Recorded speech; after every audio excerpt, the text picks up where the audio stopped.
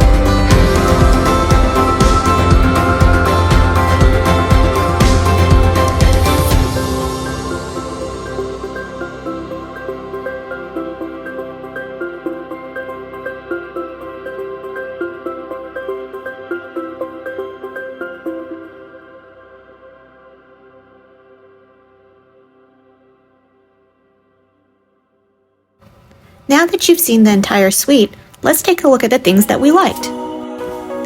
First of all, there's this large corner balcony, which is really nice so that you can view wildlife from both the side of the ship and the back of the ship.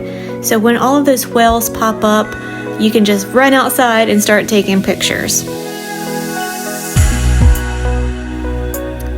Also, the view from the jacuzzi is amazing. There's nothing better than sitting in the jacuzzi and looking out at Antarctica.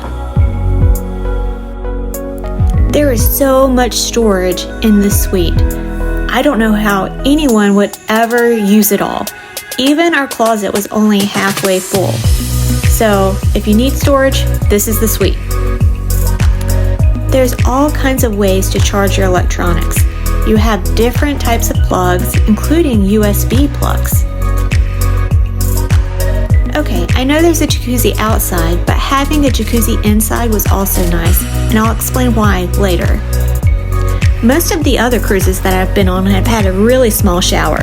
This shower is so big that you could fit a couple of people in it. This suite is so big, there's plenty of space to move around. And I'll have to admit, we even did have a little dance party in the living room. Having two entrances into the toilet and the toilet being separate from the bathroom was really nice, especially when I was seasick and my husband didn't have to hear me. Now, let's talk about some of the not so goods. Remember at the beginning of the video when I said we bought this suite because of the jacuzzi? Well, the jacuzzi ended up being covered most of the time. While you're traveling, it's covered up, and around 5 p.m., the suite attendant would come and cover it up again. And not only that, when it was uncovered, we had no ability to control the temperature. If we needed it to be warmer, the suite attendant would have to come and turn it up. Hence, the reason why the indoor jacuzzi was nice. When I was really cold, I could go get in the tub inside. We found that the coffees, tea, fruit, and water bottles were not replenished every day. So, for example, if I drank an English breakfast, when I would get up the next morning, I didn't have an English breakfast. It's not a big deal, but for the amount that we paid for the room, you would expect something a little bit better. If you're wondering what happens with the outdoor cushions as you cross the Drake Passage, well, they get stored in your room. These were stored in our room the entire cruise because it was too windy for them to go outside. Every time they were put out, they would start to blow away. So we never even used the outdoor furniture. Being on the rear of the ship and at a high level means there's lots of movement in the room. I don't typically get seasick, but I definitely did on this trip. So, was the Seabourn Pursuit Signature Suite worth it? If you were to book this room in 2023 outright from Seabourn, it would be $22,000 per person. We did not pay this. We actually booked a veranda suite room for $11,000. And then about a month out from the cruise, we got an email asking if we wanted to upgrade with some suite options, and one of them being the Panorama Suite for an additional $1,500. We selected this option, and then a few days before our cruise started, we got another upgrade opportunity to the Signature Suite for $1,500. So that gives us a total of $14,000. So overall, I would say $14,000 for the suite is definitely worth it. However, $22,000, not so much.